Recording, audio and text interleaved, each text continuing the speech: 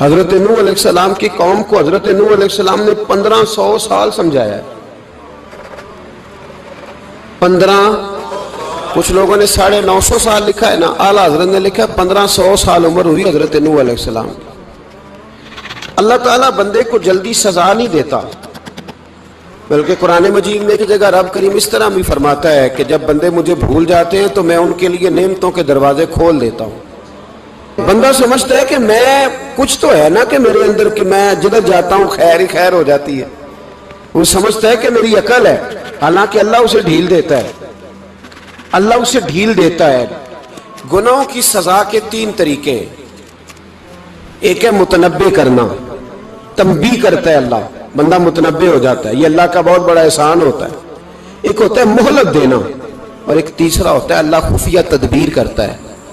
تھوڑا سا سمجھیے گا، انسان پر کوئی آزمائش آئی، فوراً اس کی چھٹی اس نے کہا کہ وہ فلان جگہ غلطی کی تھی تب ایسا ہوا ہے. ہوتا ہے نا کئی دفعہ آواز آتی ہے نا اندر سے، چلیں بول دیں کچھ نہیں ہوتا آپ کو.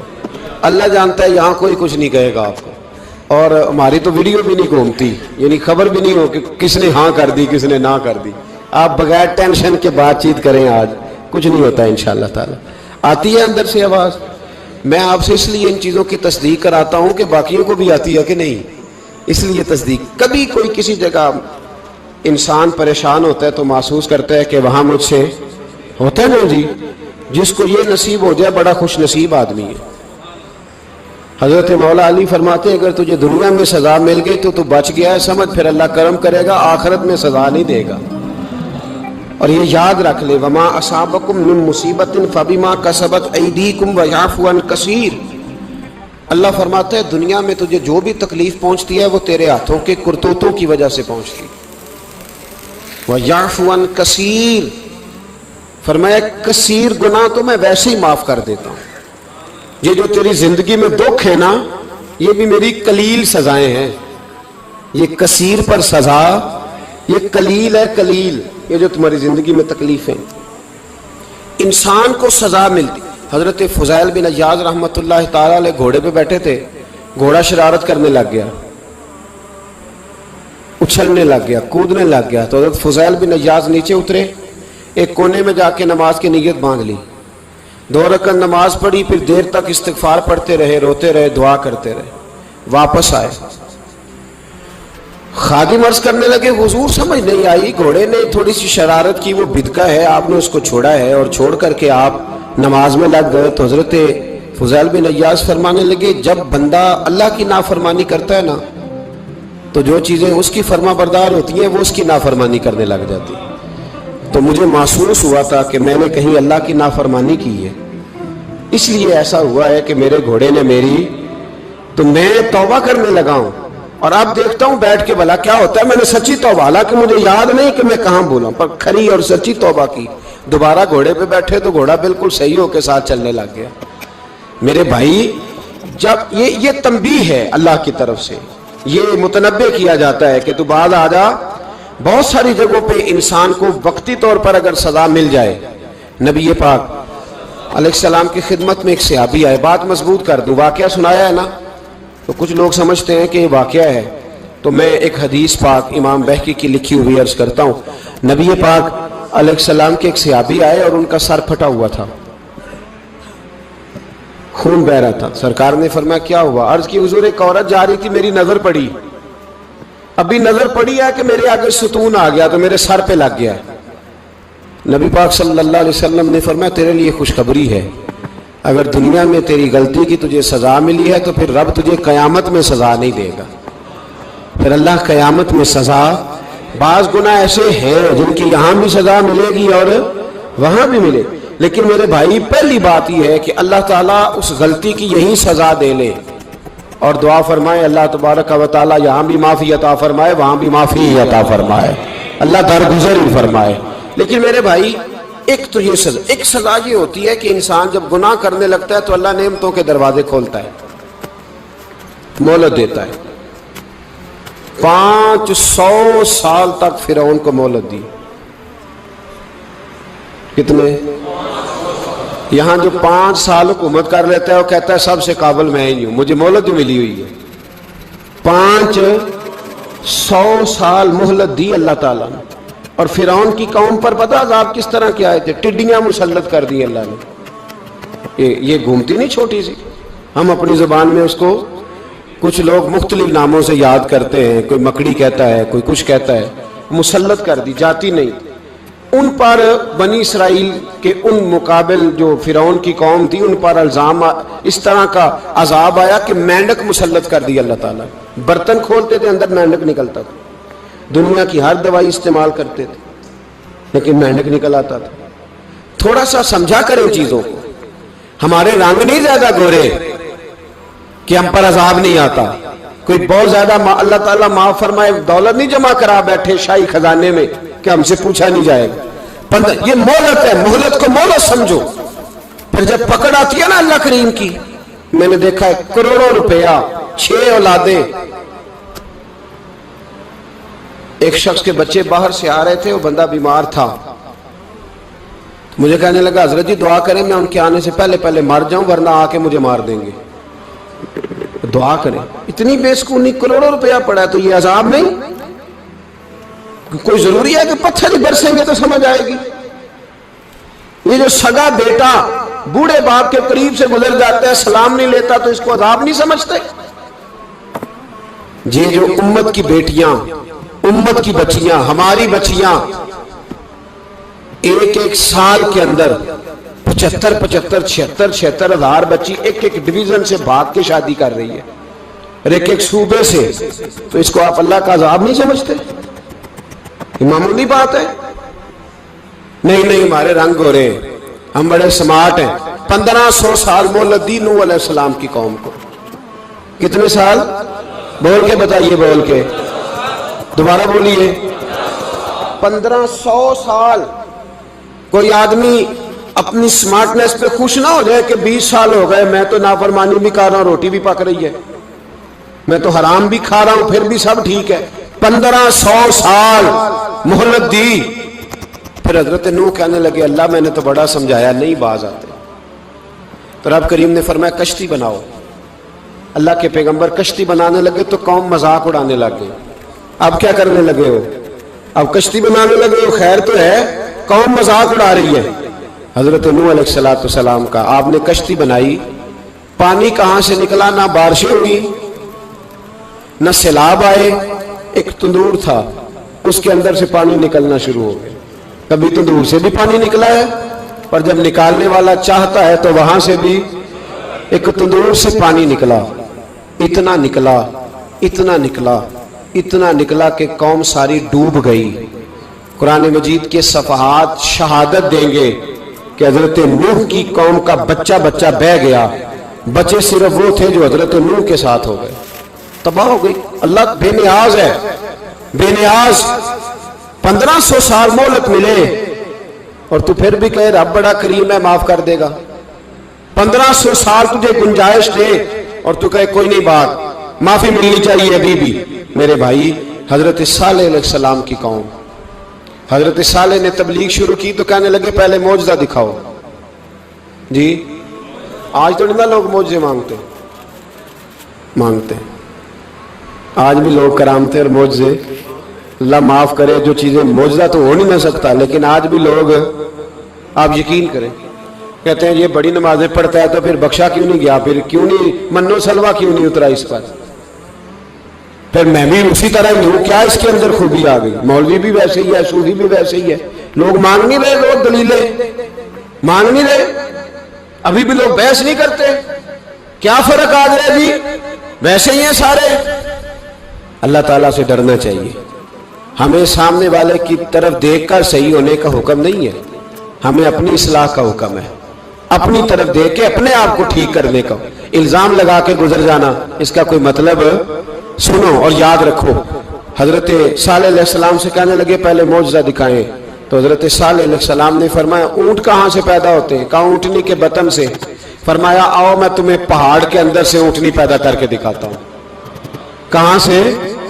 پہاڑ کے اندر سے. حضرت نوح ساتھ لے کے گئے تو پہاڑ کے اندر سے اونٹنی نکلی اور اونٹنی بھی گابن تھی.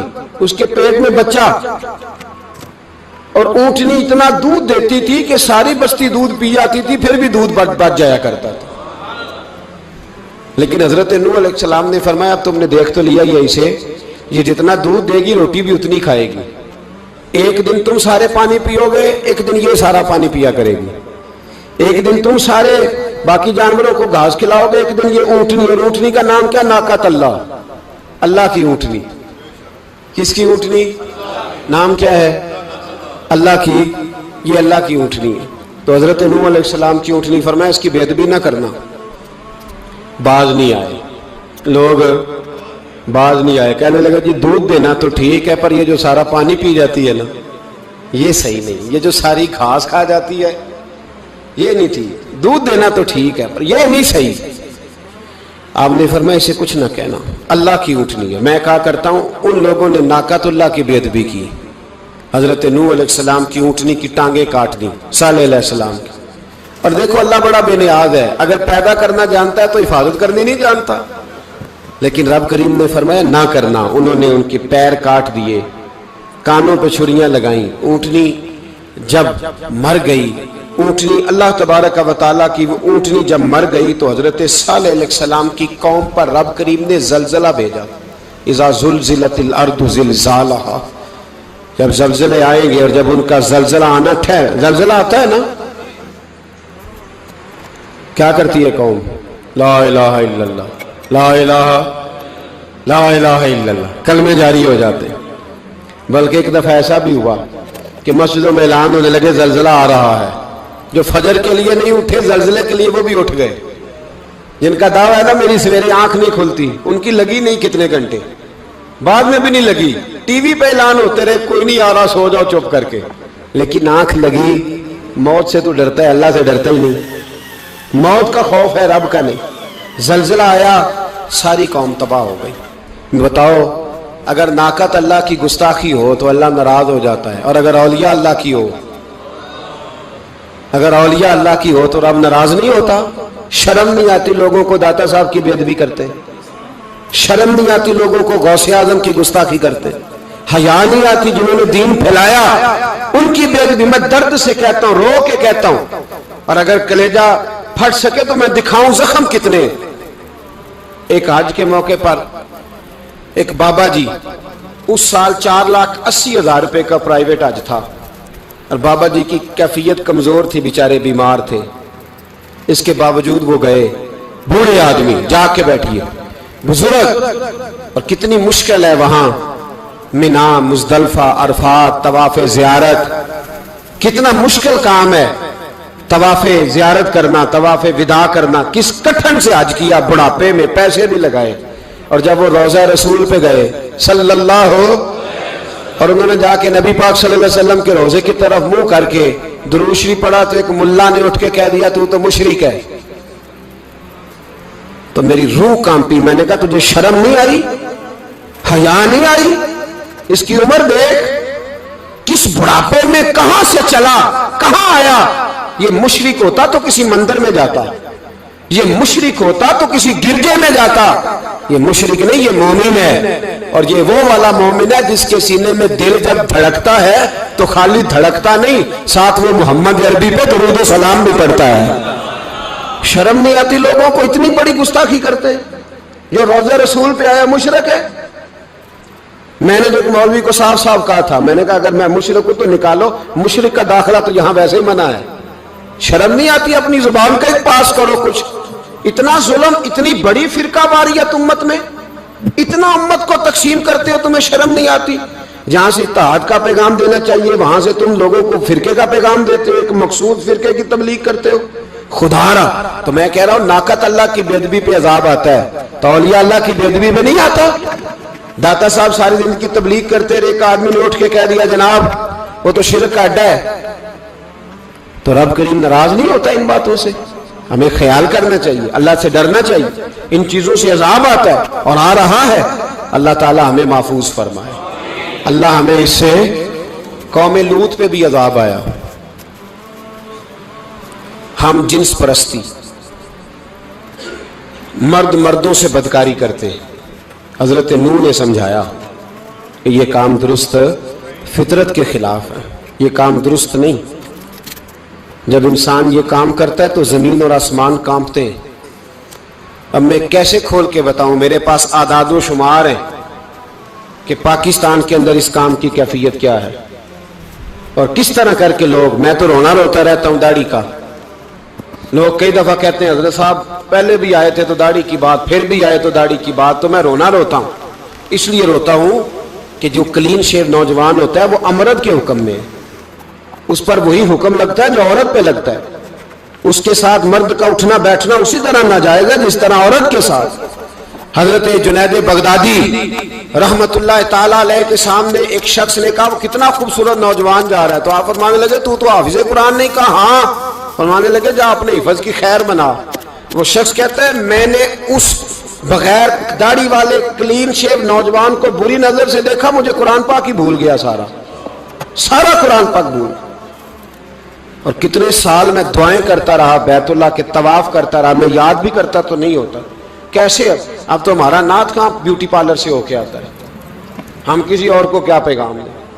وہ پیغام، وہ نظام، وہ طریقہ کار جس کا حکم تھا شریعت میں، قوم لوط پر عذاب آیا۔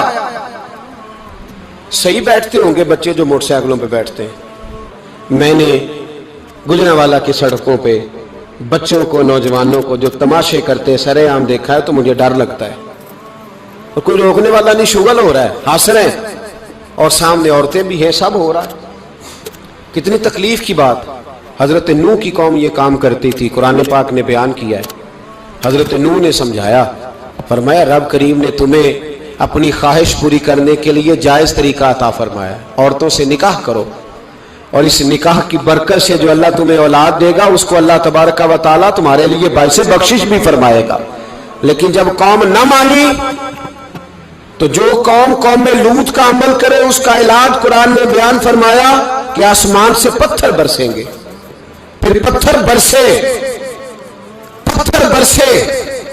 اور جن کے بڑے بڑے اچھے دماغ تھے ان کے دماغ چکنا چور کر دیے گئے، تباہ کر دیے گئے، ان کے دماغ زمین پر بچھاڑ دیا گیا۔ اللہ مہلت دیتا ہے، لیکن اس کا مطلب یہ نہیں کہ انسان توبہ ہی نہ کرے۔ حضرت شعیب علیہ السلام کی قوم پر بھی عذاب آیا، اس لیے کہ بددیانتی کرتی تھی، ناپ تول میں کمی کرتی تھی۔ میں نے کہا تھا شب قدر کی رات کہ یہ کوئی تماشا ہے کہ شب رات آئی تو ساری رات روتے رہے، یا اللہ معاف کر دے، یا اللہ معاف کر دے، رو رو کے چیخے مار مار روئے۔ شب قدر آئی تو پھر چیخے ماری، ساری رات روئے۔ تو جس بندے کا پروگرام ہی نہیں سویرے بدلنے کا، دکان پہ بیٹھ کے پھر وہی ناپ تول میں کمی، پھر وہ اللہ تعالیٰ معاف کرے۔ میں ایک مضمون پڑھ رہا تھا تو وہ فوڈ کے اسپیشل لوگ تمہیں لکھا تھا مہربانی کرو ملاوٹ ہی اچھی چیز کی کر لو، مرچ میں کیری تو نہ ملاؤ اینٹوں کی، وہ تو بیمار کرتی ہے، وہ تو خون کی آنتوں کو روک دیتی ہے۔ وہ کہنے لگا، اور وہ کہتا میں تمہیں بتاتا ہوں کون کون سی چیز ملائی جا سکتی ہے، وہ ملا لو۔ خدا را اس قوم پہ رحم کرو، مہربانی۔ ایک دوست ہے ہمارے، میں وزیر آباد میں ان کے گھر بیٹھا تھا تو ایک میڈیکل، میرا کسی شخص پہ اعتراض کرنے کا میں مجموعی بات کرتا ہوں۔ میں ایسے ڈاکٹروں کو جانتا ہوں جو اللہ تعالیٰ فضل کرے سچ مچ کے نیک ہیں، اچھے لوگ۔ تو بچے کا میڈیکل سٹور ہے، تو والد بیمار ہو گیا، تو وہ کہتا ہے ابا جی ڈاکٹر صاحب نے کہا آپ کو ڈرپ لگنی ہے، تو سگے باپ کو ڈرپ لگانے لگا، تو باپ کیا کہتا ہے پتر تیری مہربانی مینوں کوئی اصلی لائی، وہ نہ لائیں جڑی لوکاں نوں لانا ہے۔ اب وہ پیار سے سنا رہا ہے بات۔ میں نے اسے کہا کہ یہ تو ڈوب مرنے کا مقام ہے نا، ڈوب مرنے کا مقام، کہ جس ملک کے اندر دوائی بھی صحیح نہ بکے، اصلی نہ ملے دوائی بھی، اور پھر وہ قوم کہے کہ ہم نے تو پورے روزے رکھے، ہم نے تو بڑا صدقہ اور خیرات کیا، دوائی بھی اثر نہ ملے۔ جناب شعیب علیہ السلام کی قوم ناپ تول میں کمی کرتی تھی، تو اللہ تبارک و تعالیٰ نے ان پر بتا عذاب کس طرح کا بھیجا، شدید گرمی ہوئی۔ اللہ ہمیں محفوظ فرمائے، سارے آمین کہہ دیا۔ دیکھیں کتنا